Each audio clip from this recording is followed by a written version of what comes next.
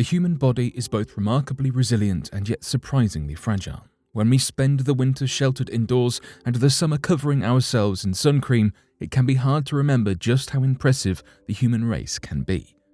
These stories of people who made it through incredibly horrific situations will leave your mind blown as to the extreme conditions they were able to fight through. So today, here at Unexplained Mysteries, we'll be taking a look at 3 incredible survival stories.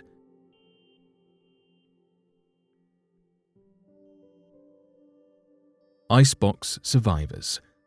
In 2009, an Australian Coast Watch plane was conducting its usual checks when the pilot saw something a little out of the ordinary.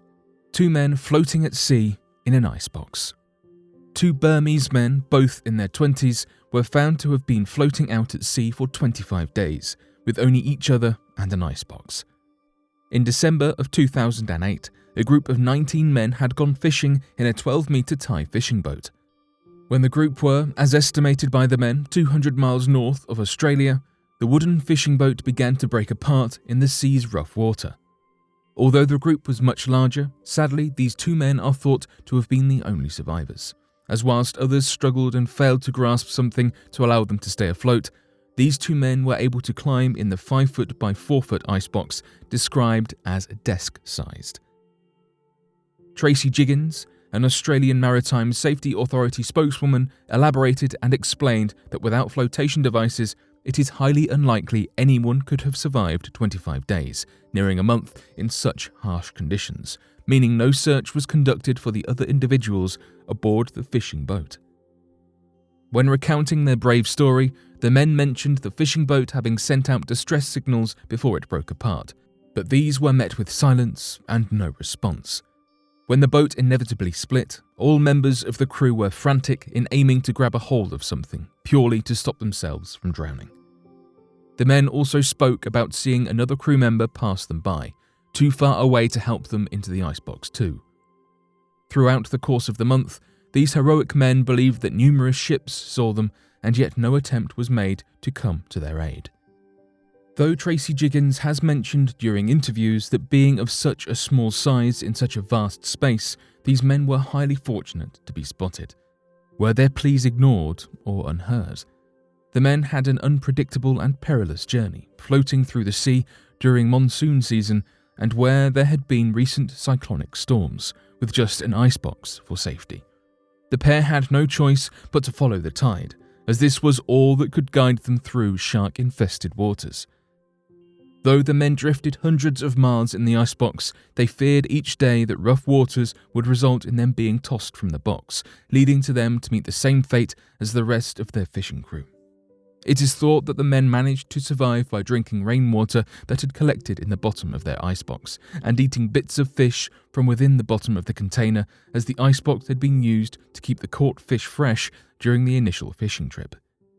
Help came to these men's aid when the Australian Coast Watch plane, which had been completing regular checks for illegal immigrants or fishermen illegally entering Australian water, spotted the 2 men waving their shirts to signal for attention. Upon seeing the pair in such distress, a rescue helicopter was promptly called in order to bring the pair to safety. The men were spotted across Torres Strait, which lies between Australia and Indonesia. The rescue helicopter, piloted by Terry Gaden, commented that the men's first words upon being rescued were, "Could we have a drink?" When talking on the matter, these triumphant survivors said, "We are so glad you found us. We couldn't have lasted much longer." These poor men, despite finding eventual success and safety, floated for a month across shark-infested seas with scraps of fish and rainwater to survive off, a true testament to the human will. William and Simone Butler. Husband and wife William and Simone Butler embarked upon a sailboat journey in 1989 that quickly spiraled into disaster, leaving the pair struggling to survive at sea for 66 days.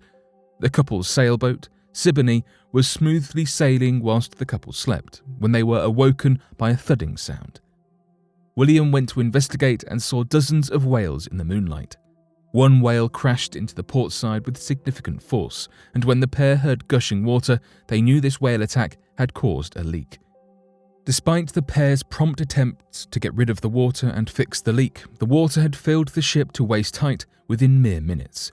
Taking quick and decisive action, the pair inflated the life raft and collected as many essentials as they could gather, leaving with cans of food and bottled water to survive off.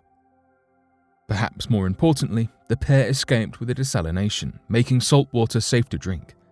Blankets, a compass, a torch, knife, line, and hook to fish, and a Walkman also made it into the raft. While the Walkman may seem like a random choice, occasionally the pair could pick up radio stations from LA, Texas, Guatemala, Costa Rica, and Panama, giving some kind of context to the pair as to whereabouts they were. Within just 15 minutes, Siboney, the butler's ship, had sunk. The pair rationed their food, though it only lasted for 4 weeks of their 66-day journey. This remains impressive when you consider the limited supplies they had. William and Simone didn't have a great deal of luck fishing, to the point that William reached into the water and grabbed a turtle with his bare hands, some of which they ate, and some they saved for bait. Throughout their journey, the couple had to kick away approaching sharks, protecting themselves from multiple attacks, until one night a shark punctured the raft from which the pair struggled to keep water out of.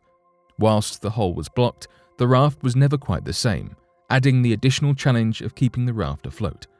Over the course of the butler's dangerous trip, the pair signalled to numerous ships, who simply overlooked the raft, with it being too small to be spotted. Their daughter, Sally, had alerted the US Coast Guards, but there was no search for the couple. William and Simone were found by a Costa Rican Coast Guard 30 miles off of the coast of Golfito. The pair were found purely through luck, but were saved and made a steady recovery. Each of them had lost over 50 pounds and struggled with injuries from attempts to fish with their hands, from the sun, and from the lack of food. William had wanted to sail around the world since he was a young child, and that was the intent when the couple embarked upon this adventure. Simone was reluctant, but agreed to join him. Whilst what the pair went through was truly awful, Simone mentioned that the experience made them turn more strongly to their Catholic faith, and William stated, "The Pacific can be very unfriendly," followed up with, "From now on, I'll be staying in the Atlantic." So it is safe to assume this incident has not deterred William from his passion. These survivors have a remarkable tale to tell, and while they made a steady recovery, the unforeseen twist of a whale attack was not what they had been hoping for.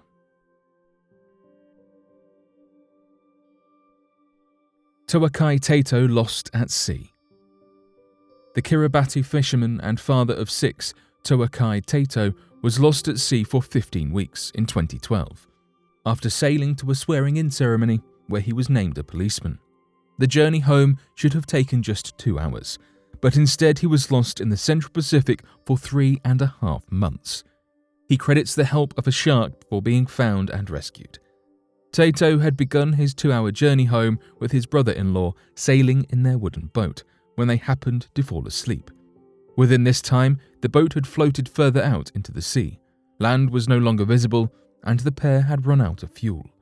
Initially, food was not an issue, though the pair did not have anything to drink.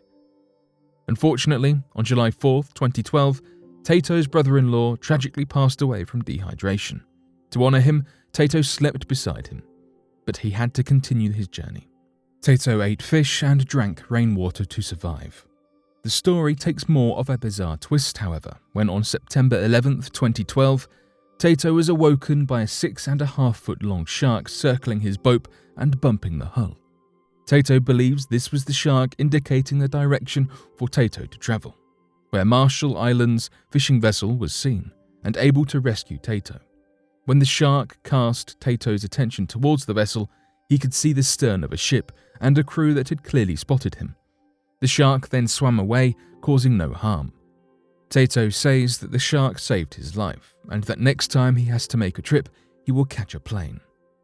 These survival stories are truly impressive. When humans are left in such perilous situations, we are forced to rely on wit, the perceptiveness of others, and more than a little luck.